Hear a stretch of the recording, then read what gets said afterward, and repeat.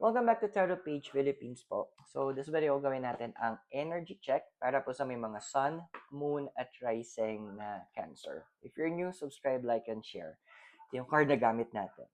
Cancer, your card is the Page of Wands. Dahil uso magpahinga, ha? Don't overstress yourself.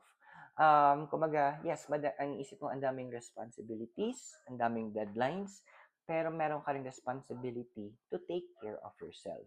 Kapag andoon na alam mo yung katawan mo is nagbibigay na siya ng hints, nagpaparamdam na siya na, hey, pahinga tayo, please do it.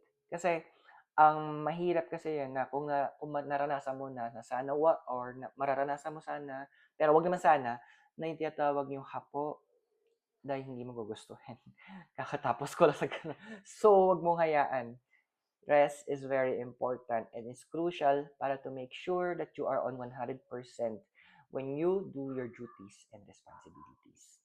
So I hope nakatulong yung readings. Those are for guidance purposes. Use your free will wisely.